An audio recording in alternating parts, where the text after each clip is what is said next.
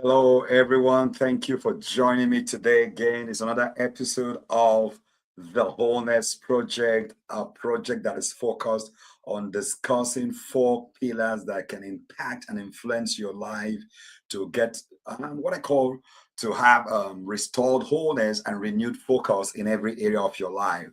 And these four pillars are your family, your relationships, your mental health, and your spirituality. And today, I'm going to be discussing an amazing subject today that I believe is going to be a blessing to you.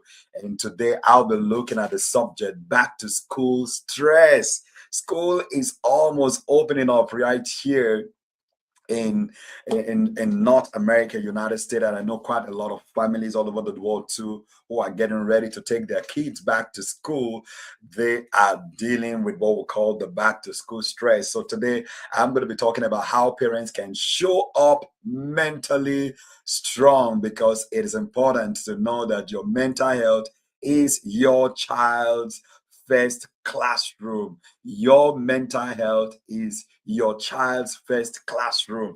If as parents, if our mental health is not stable, regulated, and managed, we can transfer, we can do a lot of transference, we can do a lot of displacement, we can do a lot of projection on our children. So today I'm going to be looking at that subject quickly before we go on, just to basically introduce myself once again. I'm Joel Sebo. I have a master's in clinical mental health counseling. I'm a national certified counselor. So I do a lot of counseling, I do a lot of coaching, I do a lot of education, and also the Wholeness Project, something I take every Monday live, focusing on family, relationships, mental health, and spirituality. And if you want to get more information about what we do here at FGI Solutions, you check joelosebo.com and fgicoaching.com. So I want you to, at this point, to just invite, share with a friend on Facebook, on YouTube, on Instagram to join us, especially parents, who are getting ready, who are getting set to taking their kids to school. I recall that this weekend, my family, we went shopping for the kids, buying lunch bags, school uniforms, school clothing, and so many other things. And sometimes if we don't manage our minds, we don't manage our health, it can impact the way we take care of our kids as they go back to school. And some quick remedy I want us to look at today is we're going to be looking at the reality of back to school stress. We'll look at the youth mental health crisis in 2026 so that as your words go back to school, you know how you can manage their wholeness. Then also what parents are stressed about, the stress transfer effect, what mentally strong parents do. Then I'm going to look at the three core interventions that I always recommend: the CBT, DBT, ACT, parenting tools. And then for those parents who are interested in integrating faith-based perspective, we're going to do that. Then also I'll be sharing your family action plan as you get your kids ready for school. So please invite someone out there to join us, invite parents, invite guardians, even grandparents who also do take some form of responsibility in preparing our children for school as the school year starts. Just some quick statistics like I always want to do when it comes to I always want to present the numbers and the metrics why this season demands our attention. Back to school season is the second most stressful time of year for families. Second only to holiday season. And this is the reality. Parents are stressed right now from the, I'll say, for the last 2 weeks. Last weekend, like I shared, my family, we had our own moment trying to get the kids ready for school.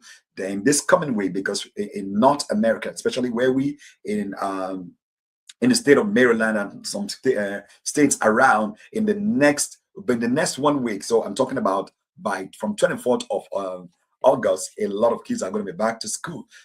School season is second to holiday season when it comes to stress. So let's take some statistical look. 75% of high school students consistently feel stressed before the new school year.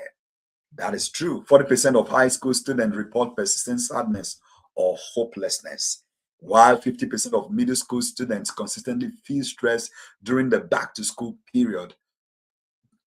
Our kids don't really want to go to school because sometimes school can be stressful, especially if they have some challenges or struggle in school. Then 83% of teens cite academic pressure as a significant or top source of stress. Then also, you find out that 60% of youth with major depression receive no mental health treatment at all. Then 3 in 10 adolescents are now receiving mental health treatment, a historic high, but still not enough. Friends and family, this speaks a lot of volume.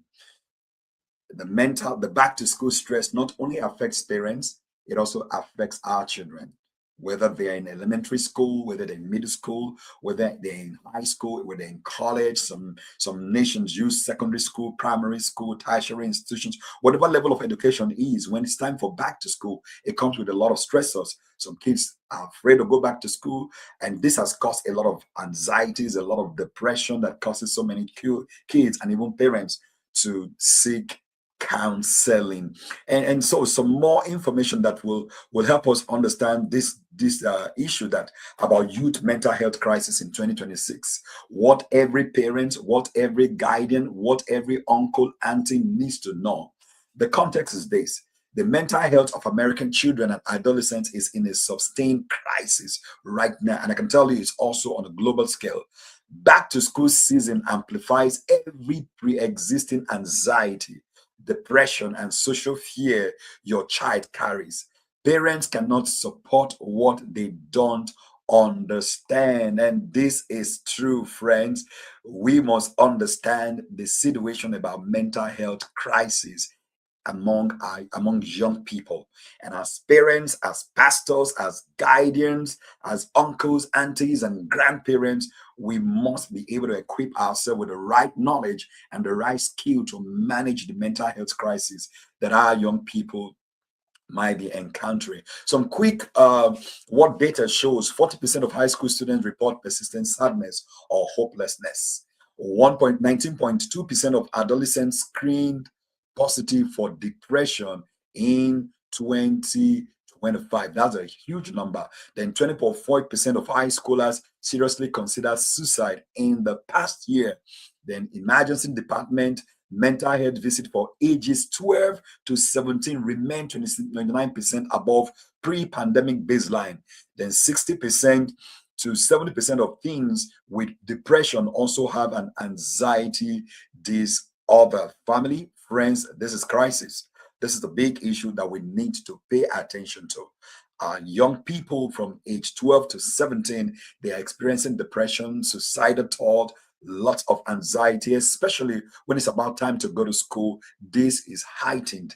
And as parents, grandparents, caregivers, guardians, we must take absolute note of this so that we can provide all of the intervention and help and support that our young people need. What's driving this data that we just talked about? Social media. 72% of you says it negatively impact their body, and this is big, family. We must be mindful and careful, set boundaries, set guardrails and guidelines for our young people to use social media, because 72% of the youth are adversely affected by this. Academic pressure: 83% of teens cite grades as a top stressors. So when our children are not hitting the A's, the B's, they are always in the C's, D, and E, it becomes academic pressure. Safety fears: it is 85% cite gun violence, 78% cite climate change as a major stressors. Like, in our schools today, there's a lot of report concerning gun violence and also climate change in terms of disasters, fire outbreaks, earthquakes, and so many other things. Pandemic residue: an entire generation's social development was disrupted. You can tell kids that were in school at the period of that pandemic, their academic patterns was disrupted. Then treatment gap: 60% of youth with major depression get no treatment. So you see that there is a lot of factor that is driving the reality of this mental health challenge in our schools, in the lives of our children, and also in the lives of parents. Then let's look at what parents must know. And this is very vital for us as parents, for us as grandparents, as adults, as children, as caregivers. we must understand how we can help this mental health crisis. Your child's anxiety is real, not dramatic, not manipulation. So don't think that your kid is pretending when they tell you they are feeling some distress about school, about reading, about study, whatever it is, or about their friends. Bullying is also a form of mental health that can affect our children.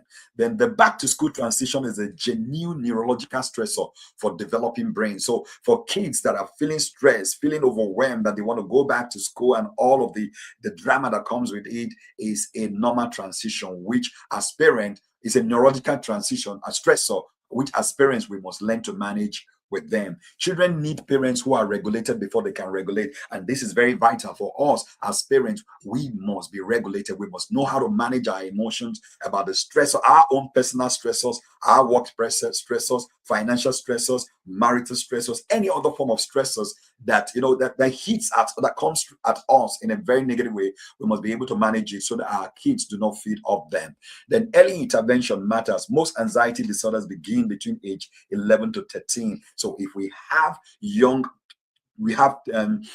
preteens, teenagers in this bracket, we must pay attention to them. Then you are the most powerful mental health resource your child has access to. So parents, guardians, I want us to believe this. We are the most powerful resource that our children have access to. So as they prepare to go to school or as they're already in school, we must regulate our emotion. We must balance how we feel about the things that are stressors around us. There's so much political, economic, social stressors that are out there. Not even talk about your personal stressors. If we don't manage them properly, if we don't regulate ourselves properly, it's going to overflow. It's going to spill over to our children. Now, let's take a look at another area that I want us to pay attention to: the invisible parent load. What parents are carrying into the school year, too. So, as our kids and children, they are feeling stressed about going back to school, so also parents have their own stressors.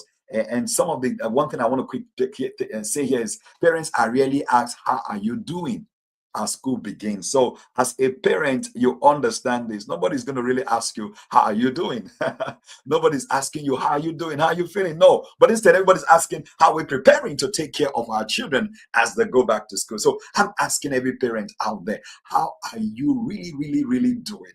As you prepare your children, the one going into pre-kindergarten, the ones in the kindergarten, the ones in elementary, the ones in the middle school, the one in high school, the one going to college. Parents, how are you really doing? I would love to hear back from you. How are you doing? As each season that school begins, how are you? How do you feel? But one thing we discovered is, but their answer shapes everything their child experiences. This is very big.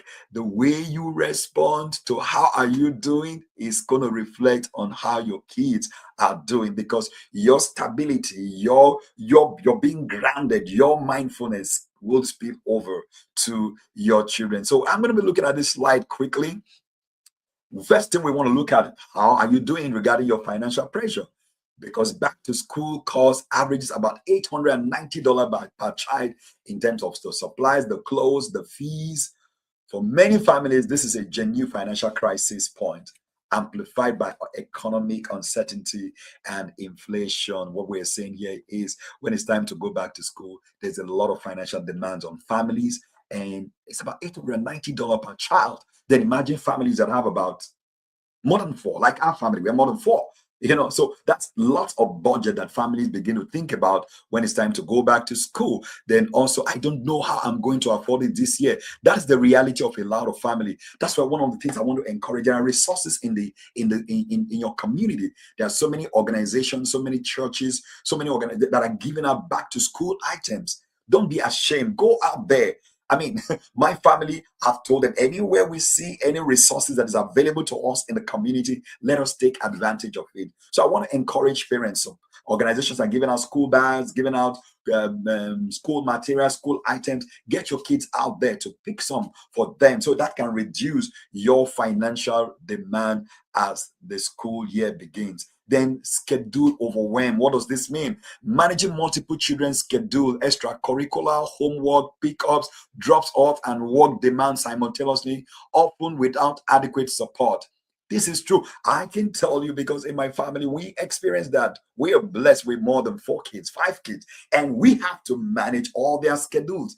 These can be a lot of stress. So sometimes you don't have, most of the time, you don't really have help because every other person is busy.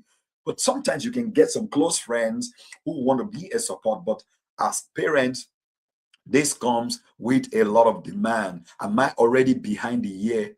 I'm already behind and the year hasn't even started. So you can feel a lot of exhaustion because of the logistics that comes with it.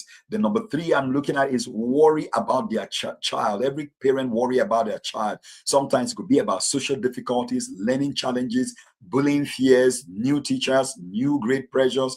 Parents carry anticipatory anxiety about how their child will do even before the first day. So, as parents, it's normal for us to be worried about so many things that our kids could encounter as they go back to school. And this can be a lot of stress to us as parents. So, one of the questions that will come up is, what if this year is hard for them? What if I miss something? I'm telling you, you don't have to be too stressed about a lot of things. Just be in the moment. Take a pause, take a deep breath, exhale in, then out slowly. Everything is going to be all right. So don't worry, don't be overwhelmed. Do the bit you can do part time as your kids prepare to go to school. Then unresolved personal stress for parents. Many parents arrive back at back to school season already carrying relationship stress, work demands, mental health struggles, grief, or burnout with no space to process it before game day begin. And this is true before it even starts, before school starts. You have your personal stress. You're dealing with marital stress. You might be dealing with court cases. You might be dealing with financial cases. And it's time for school to come. So there is already unresolved personal stress that we are overwhelmed with as we prepare our kids to go to school. So a question that comes up is, I have nothing left and they need everything from me. That is the truth. Your kids do not even understand the stress you are dealing with as a caregiver, as a parent, as a guardian. They don't understand it. You only do, and you are trying to manage yours, but your kids are bringing their own stressors. They are bringing their own needs to you.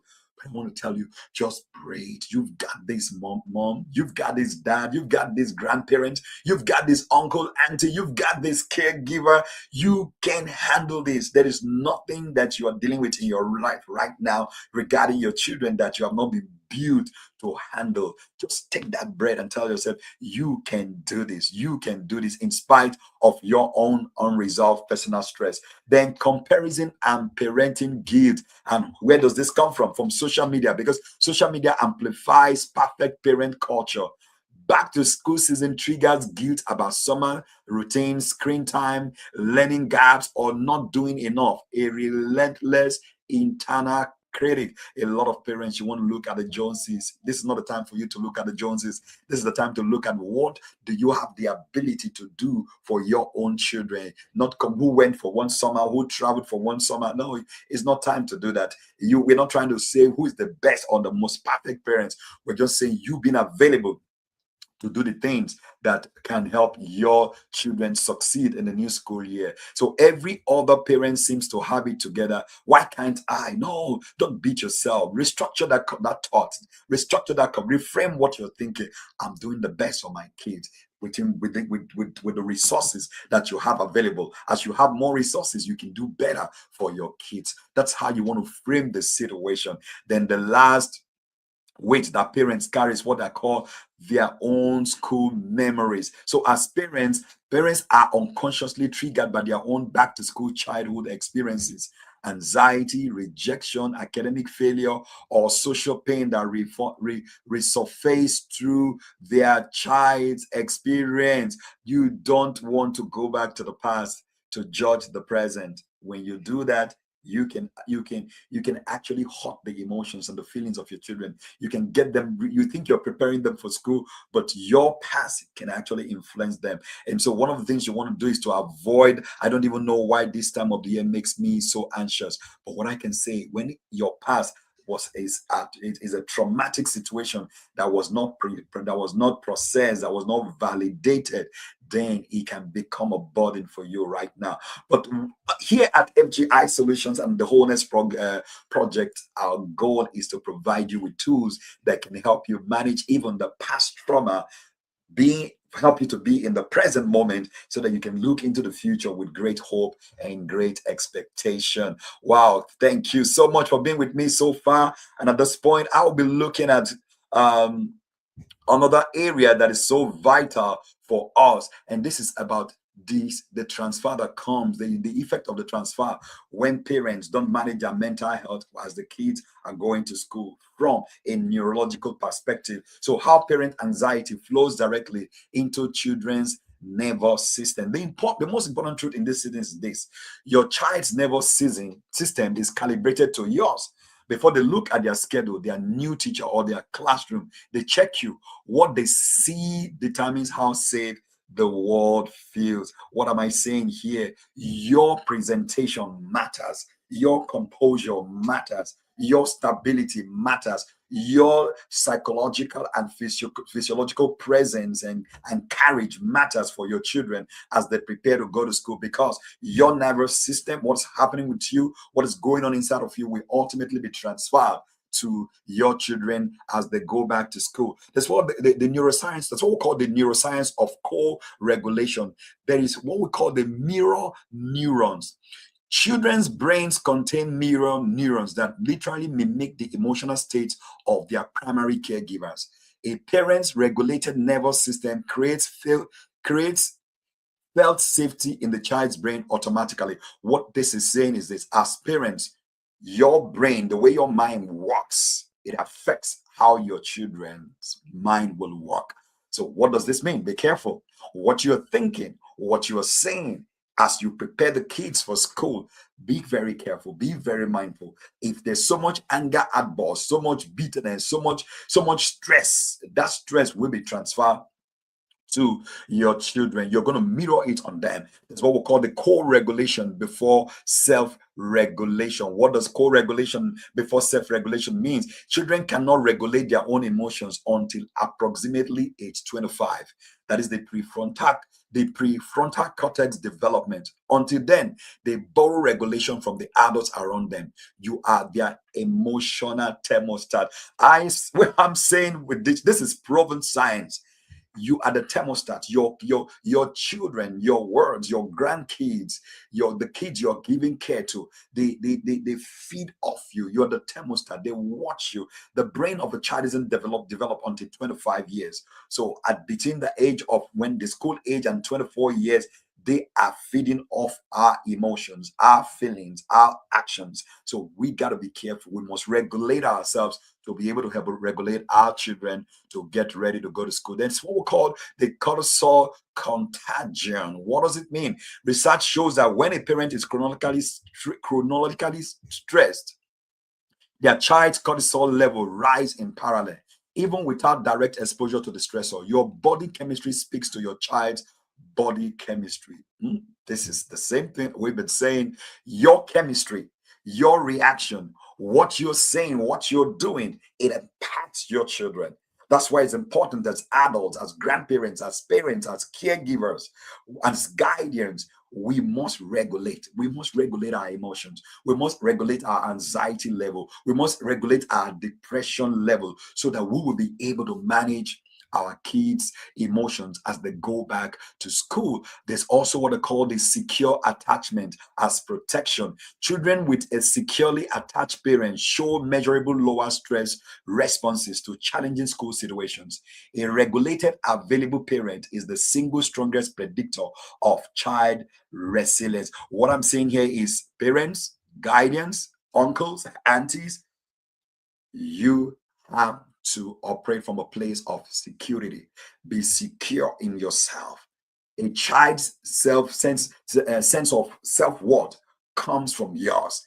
If as parents we are stressed, we're feeling, we have that low self-esteem, we are anxious, we are depressed, we are overwhelmed, we can't control things around us, we can't regulate our emotions, it's going to play out in our children. And we want you to be mindful of these as they go back to school and as they go through the school year, so that the school year can be a very exciting one for you. All right, let's look at what strong parents do.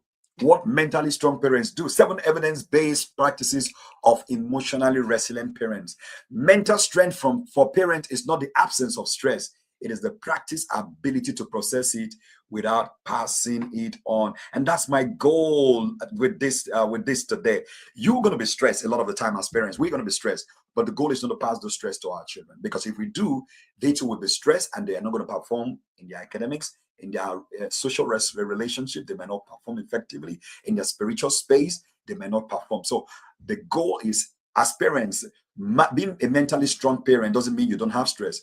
But the goal is you are able to manage that stress so that you don't transfer it to we don't transfer it to our children. So what are some of the things we need to do here? They regulate themselves first. So as a parent, you must regulate yourself first. So before addressing your child's anxiety, check yours. You breathe, you ground yourself, you take pause before responding. Then you can they know you cannot, you must know that you cannot co-regulate from a dysregulated state. So what thought is driving my response right now? So you want to be able to regulate yourself first. We must be able to do that for ourselves. It's like saying, physician, heal thyself. Once you're able to regulate yourself, then you can regulate the emotions of your children. Then they validate without fixing. What does this mean? You must resist the urge to immediately solve, minimize, reassure by saying you will be fine. Instead, tell me more about that. So what we're saying, don't be quick to validate. Don't be quick to give solution. Get the kids to explain to you, okay, well, this thing you're saying to me, can you tell me more about it? You want to know more about the situation before you can validate, before you can give any form of correction or direction, because it's been noted that validation before problem solving reduces the child's emotional intensity by 40 to 60%. Take note of that. That makes sense. I hear you. So what's like that makes sense? I hear you. That sounds really hard. Then listen.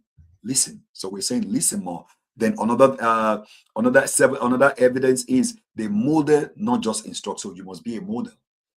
Tell them to name your emotion out loud, show the skill, narrate the recovery. In other words, you must model what you want your kids to see. If you want them to regulate their emotions, you have to regulate your emotion. Then they create transition rituals. So you build consistent, predictable routine around the school, morning, afternoon, re-entry, and bedtime. So create a transition, create a ritual for them. So the morning anchor, afternoon debrief, bedtime prayer or gratitude. Just do something that is a routine that can help them. Then number 5, they stay curious, not anxious. Be a curious parent, not an anxious parent. So when you sense that the child is struggling, ask question rather than project worry. What is the hardest part about going back? Be it, are you nervous?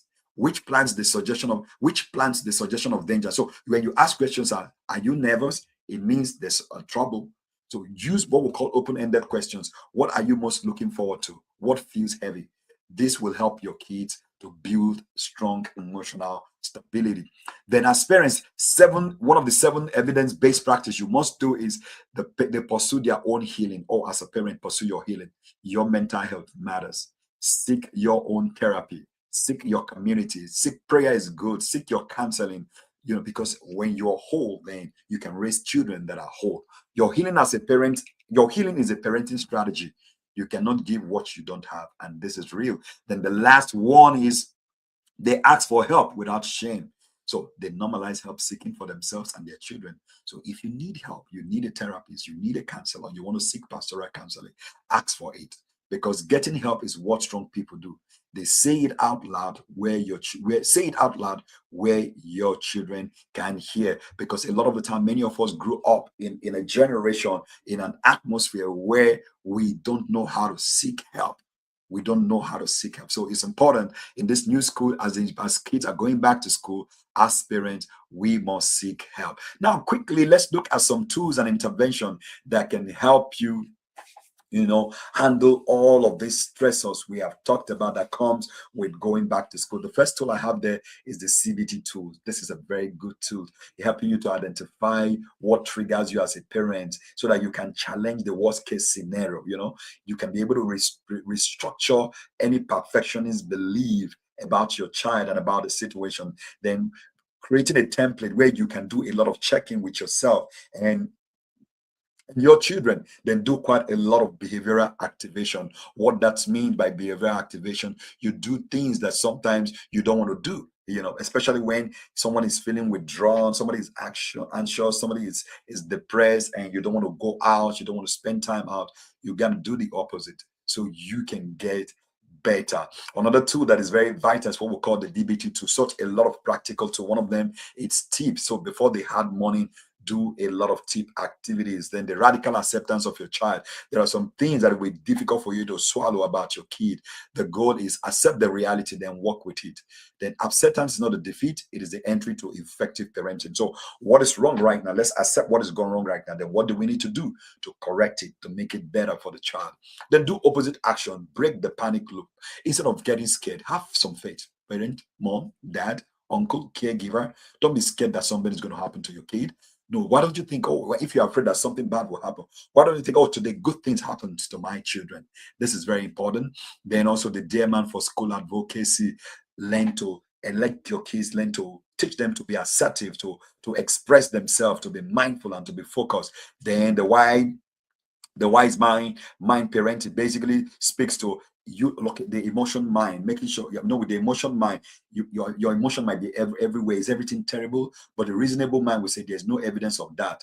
But the reasonable mind thinks logically. The emotional mind thinks with a lot of feelings and emotion. But with the wise mind, it says this is hard, and we have the tools to get through it. Parent from wise mind. That is the advice. So every time you are encountering difficult and challenging situation, we're saying balance the thought. The rational, yes, is good. To be rational is good. To be emotional about it is good. But the wise mind says, how can I merge the emotional mind and the rational mind to solve the problem? Then the other tool I have is what I call the acceptance tool, acceptance and commitment therapy. Basically, what it says, you diffuse from perfect parent thought. So don't try to look, okay, I'm not like the Joneses. No, whatever you are struggling with, operate from where you are. Just be a parent. Don't tell yourself that you are failing or your child is struggling. It's not a verdict. Just name what it is, then step back from it, then continue parenting. Then values-based parenting. Act, what kind of parent do I want to be in this season? Regardless of how challenging it is, let your answer guide your behavior, not anxiety, guilt, or exhaustion. So we're saying don't let the emotions drive you. Let the wise mind drive you. Then psychological flexibility, hold two true things simultaneously. This is a hard season and we're going to get through. My child is struggling and they are also resilient. Flexibility is not weakness. So balance your thought about the situation. The present moment connection. Anxiety about school lives in the future.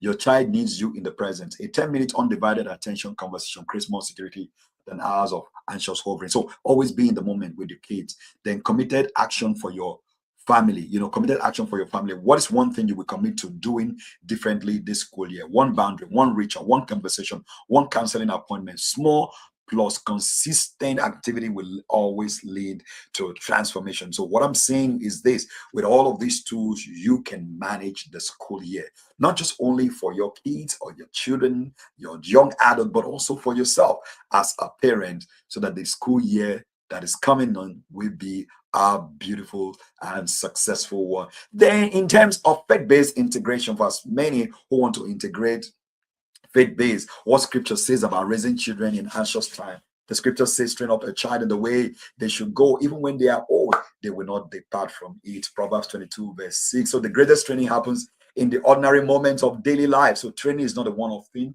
it's a continuous thing. So there's prayer over anxiety. So if you're anxious, pray over it. Model it to your children, even no matter how anxious that situation is. Remember Philippians chapter 4, verse 6.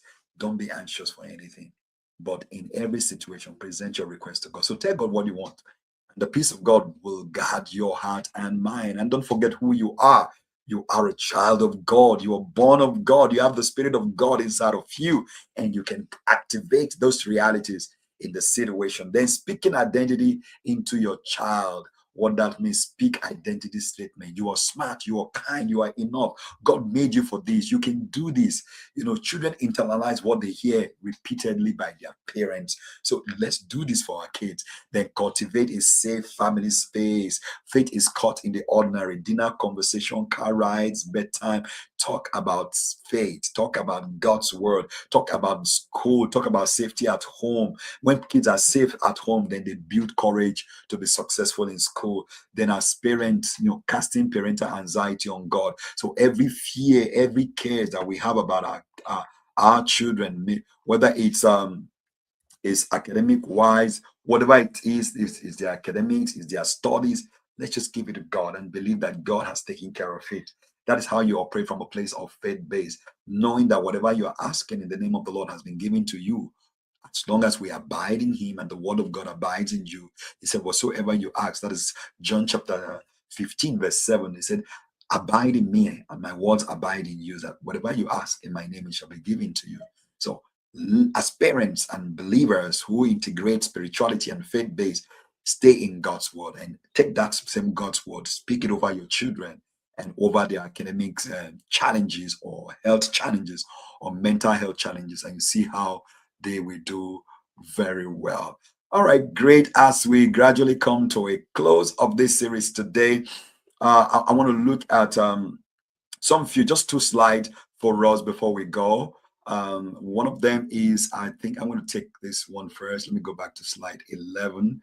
Now, this is just basically some quick intervention, your complete back to school, intervention skills. So the morning regulation ritual, you need to build that, the after school reentry protocol, the emotion naming practice, the weekly family check-in, the safe base signal, the limit anxious news and social media pathway, then the counselor connection, then get support for yourself. When you look at these techniques and this intervention, they're a complete tool that can help you as a parent to manage the school year or to manage any other activities, even for you too.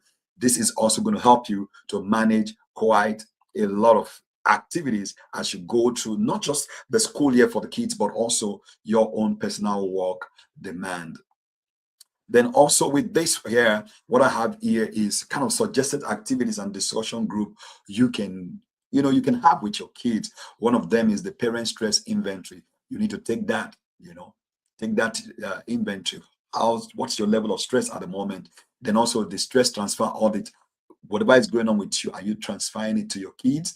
Then you want to look at the parenting value exercise. What are your values? What is one thing that you're currently doing now that is inconsistent with what you really want to see? They also want to look at the role play, the hard school conversation. One person, so you do a lot of role play activities in this place to just know what is going on with them at school. Then the morning ritual design lab. Here you work with your kids, to design how both there can be regulation, in the family. Then family affirmation practice and close. So these activities, when you engage within it, it can help lower the stressors, that comes with going back to school. Then this a quick 7-day just something you can do for the next 7 days, just one step at a time. They want checking what's going on, what are the needs, your rate your financials, rate your child readiness, your mental. So before school starts August 24 here in outside of North America, you can do this. Then regulate. How do you manage? What are those things you need to do to intentionally regulate your emotions? Then also your connection. How do you connect with your kids? Those screen-free time moments. Then you want to also speak live, learn to speak positive things to your kids, even when they tell you they didn't have a good day. Then set the boundary. What are those things that causes anxiety and depression? Set the boundaries there. Then create a Sabbath, create a time, what we call no school stress zone. Here, just 2 hours in the weekend, no homework, no logistics, just having a great time with the family. Then also make one investment in your own mental health. As parents, is important we invest time in our own mental health as we take care of our children. Then lastly here, I just want to share with you that your child doesn't need a perfect parent. I think this should be very comforting to every parent. They don't need a perfect parent. They need a parent that is regulated and one that is healed. This is important. when for us as parents, we are regulated, we are healed, it's easy for our children to connect with us and also to do very well and be successful in the new school year. So, however it goes, and you truly need someone to walk with you, to talk with you, just about what your kids are dealing with school. Maybe they are anxious, they're feeling some depression, they're having some mental health struggle, or they just have you know, some attitude that you want a professional insight into. Feel free to reach out to us. joelosebo.com. You get more information about us there.